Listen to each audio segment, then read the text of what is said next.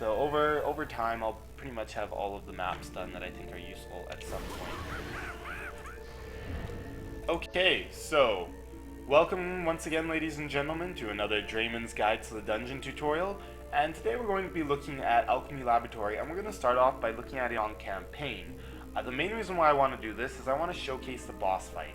I really want to just showcase, some of the mechanics on this map, kind of how it works.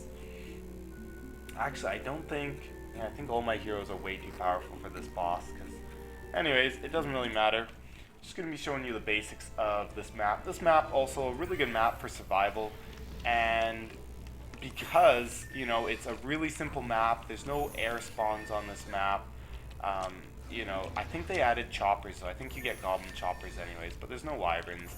And in general, it's just, small amount of choke points, easy to manage, makes it, and there's lots of corners, which is always a good thing. So once again, first thing we always want to consider is a gas trap. So we're going to be throwing up our gas trap right away. Now get it in a nice position where you're getting lots of corners with it. And, pretty much most campaign builds, you're going to want to start with a gas trap. Almost always, because the gas trap is just going to buy you a lot of time on that first wave. If you can't build everything you need to have completed at the end of the first wave, this is, the gas trap's really going to help you out. So this one, it's going to be a little iffy here. It's, getting it always activated. But if I put a buff beam on this one, it will be able to get activated easily. So I'm not sure if I'll be able to get a buff on there, but we'll try. Actually, you know what? I think I'll just play it safe. No, I just want one back here. I do. Okay. Just going to do the one. And now I'm going to do a couple proximity mines for damage control with the spiders. Oh man. Probably shouldn't have done them so early. Should have done them a little later, but whatever. Okay. So there we go, just a little bit of spider control, not complete. And now we're going to swap to our next hero that's going to be building. And pretty much on the first wave, you're going to want to do things that are useful at killing the enemies that come out. There's not too many strong enemies on the first wave, like there's not a lot of ogres and stuff. So you get away with not having, And now rotation of your towers can be quite important. You kind of want them to be able to cover each other. So now I'm going to need a little bit more mana. I like how he can shoot the Jinn, that long range. Okay, so thank you for the mana, whoever that was. And of course, remember, we want to place our towers in such a way that once we start having ogres, we can have walls that the ogres can't hit our towers through. And we also want to try and clump up our towers as much as possible for effectively placing them on buff beams. So now I'm going to I won't turn it around yet. Let's see now. Okay, so I'm going to turn this one like this. That way I can shoot any ogres that are coming on this ramp. I can shoot any air Jinn that come there. I can also kind of shoot back. I think I angled it enough to shoot back. I don't know. And maybe not. No, I didn't. But anyways, it can deal with spiders and air coming from there. So as I was saying, make sure that you're trying to clump up your towers as much as possible for ogres. And what I'm going to do, this is going to be a little different here. Going to be we're gonna get ogre killing power in the back up here, and this way I can potentially hopefully still buff that gas to make it activation bigger. There we go. Let's go like that. And okay, now we're gonna want to switch to our buff beams or our EV. You could also switch to summoner this round if you're gonna be making walls out of your summoners. But, I'm going to be making some physical DU walls, so we're going to go with, I'm not going to worry, I forgot auras. Never mind, auras are what I really want right now. Yeah, okay, so let's swap to the auras. So, I'm going to go 6, 7, usually I just place the auras in the middle of the, but actually I don't want to, in the middle of the gas-ish, but you can also get away with kind of placing them out here. Just kind of depends on where the enemies. We don't really have to worry about air too much. I'm not too worried about the spiders, so that's why now I'm kind of willing to place them a bit further out. Damn it. Damn it. I forgot about the overlapping problem. Okay, so we're going to have to place them kind of over here so that I can, because I got to build 2 aura stacks. Can't build auras when they overlap. The thing is, you don't want to build your auras too far from your gas, just because then Jinn can start to sell them.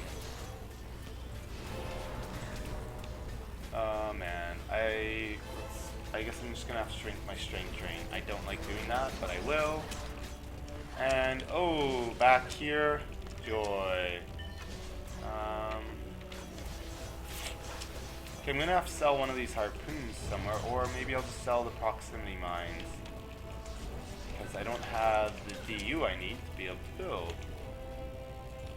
Okay, now this is just a campaign, so you're gonna find that the ensnare ores are probably not gonna be as useful. So that's why I'm gonna skip them here, and I'll actually skip them up in the front too. So we're not doing survival right now, so you can definitely afford to skip those ensnares for the most part. So there we go, because I do need for the buff beams. They're very, very important. I definitely don't want to be going in without buff beams. Now, we got a couple of options here. God damn you. It's like a beam in the roof that gets in the way. I don't know why they do stuff like that. It's like so frustrating. Okay, so if I could, I would try and fit all these on a 5 buff beam. I would have to move them again, and I don't feel like moving them. So I'm going to put them on a 6. Now you'll notice that my auras are not buffed. That's really frustrating. That's not a good thing. We want our auras to be buffed. So what we're going to be doing now is harpoons can take a bit of damage, so I'm not too worried about putting walls in quite yet.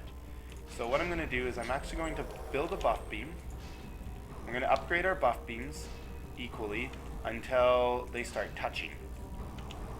So once I get my auras onto this other buff beam, which should be good now. Yep, it's very good. Now I can sell this buff beam, and I can come over here. I can do the same thing, and this way I'll be able to use less buff beams. You know, less DU. I don't have the DU to use more. I could always sell a couple of those harpoons in the middle. You know, I did build a large number there. Okay, so we'll sell that, and notice there's still buff. That's awesome, and I want a buff back here now. Oh, damn you spiders. I take so much damage on builders. Okay, so we're going to build a buff beam there. Thankfully, it did buff the gas. That's what I was hoping for. So now the gas activation area is bigger. Of course, there are spiders activating it. I kind of forgot about that. So now I've used up all of my DU. I don't have walls for the ogres, but this is campaign, so I can kind of get away without walls.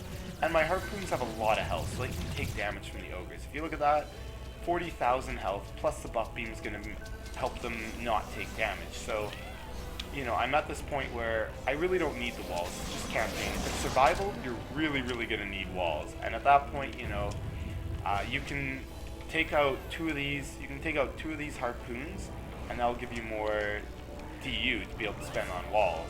Because, you know, if you have the walls there, you don't really need a ton of damage if the ogres aren't actually attacking and doing much damage. You can take your time killing them.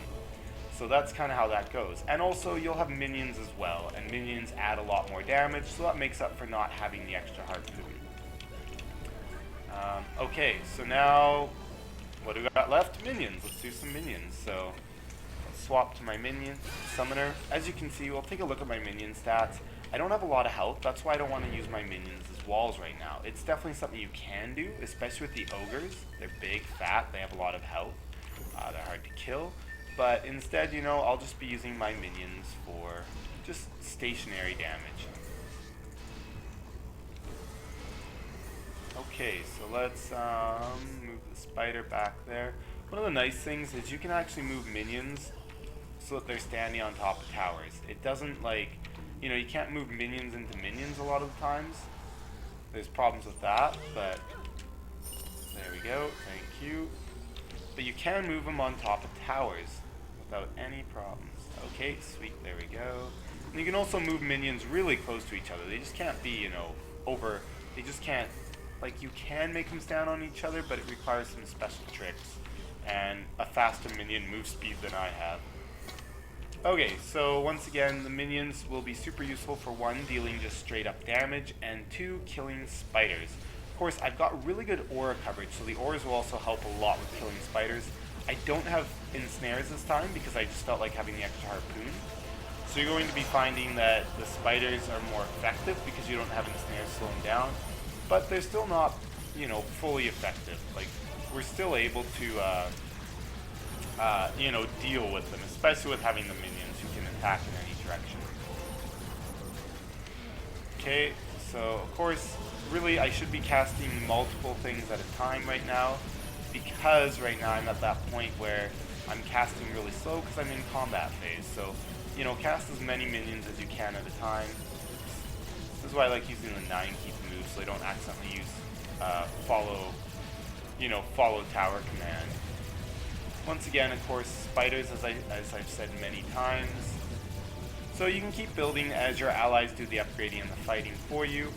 You know, or of course, if players can help you build, that's always another good option too. Bit of teamwork always makes the game more enjoyable. Okay, I'm gonna have to come out for some mana. There it is. That's enough to keep me going, or to build the rest of the units I want. Okay, so we're building the mages again, just to, they do some really, really good damage, and also they can heal the minions. This is the main thing, as well as heal yourself.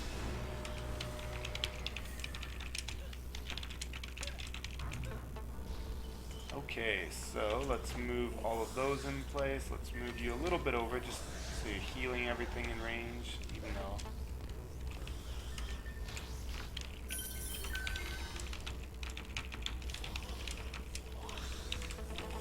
Okay, let's see, this is the best. I think that's the only thing I can do that's not like a ridiculously powerful DPS. I guess I could just take off my weapons and pets from my others, but yeah, we'll just do this. Let's see. Actually, you know what? Let's use my Huntress. I know it doesn't have much damage, but oh, it has no damage. Whoa, that's not good. Okay, I think I upgraded the sword for damage. I just don't. And it's got damage, so that's good enough for me. Okay. It's got some damage. So there we go, we have a completed build now. You know, you'll notice the buff beams were fully upgraded. Harpoon should have been upgraded a little bit better, because they deal a lot of damage. And of course the ores have been upgraded too, but that's, you know, the Harpoon's not the end of the world. As you can see, I can do some upgrading right now with them, so that's good. Sorry guys, I've not been checking Twitch chat for a few minutes, because I've been doing, you know, a lot of building. I get distracted heavily when I'm building, and I can't talk too easily. So anyways, so King's Game favorite map, I saw that one. Okay, you're doing guides. Yes, I am, Shark. And how am I? I'm good, thank you very much. One stack up front, yes, one stack can be very useful. But, you know, I just wanted to showcase some, you know, different, this is just campaign. I just wanted to do something a little different.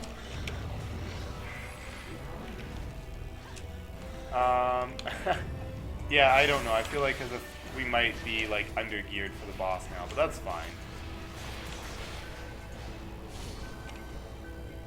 But our towers will help kill is one of the big things too. You know, our towers will help with the boss fight. So let's see what we have. Nobody has a booster monk, so that means I'll be using my call to arms to boost my team, except that it's at 0 points. Well, it's actually at negative 100 and something. So I don't know if it'll actually provide any boost to my team, sadly. Diamonds don't include hero abilities as well, but you know, they can only have 8 stats, so whatever. Okay. So now we're going to fight the boss. So this is the first boss that you're going to encounter in the game. This is the Demon Lord. And all bosses come in, not all, but the majority of bosses come in with a little cutscene, and they will detail if the boss has any weakness. So that way you can, you know how is the easier way to kill him, or how does Trendy, you know, determine will be the easier way. Let's kill him. So I just want to point out in the back here how I didn't have any walls or anything, but I have the towers here. The thing is, Ogre's always trying to attack what's dealing them the most damage. So those towers clumped in the middle, as long as they're attacking Ogres, Ogres will not try and go for the crystal because they'll want to fight the towers. So here comes in the boss with the cutscene. Looks pretty impressive, and you'll notice they're showing these towers sparkling. Hint, hint, hint. So the towers are his weakness potentially. So what we're going to want to do is, for this boss fight, the Demon Lord, you want to take out these towers as fast as you can, because then they immobilize him and he can't do any damage, and you can attack him freely. And notice all of my towers are dealing a lot of damage to him as well. Okay, now he's off, and we're going to kill him with the tower damage before he gets to do much. Otherwise, you know, he'd fly around, shoot fireballs, you got to dodge his attacks, stuff like that. So, you know, there's a lot of things that, you know, to watch out for. But overall, that's the main thing with this boss fight, is just do the, you know, the weakness. Kill off these and take them out. Okay. I'm not going to show you guys survival on this map. I'll let you guys kind of figure out your own survival build. But this is definitely a map that can be useful for survival as well.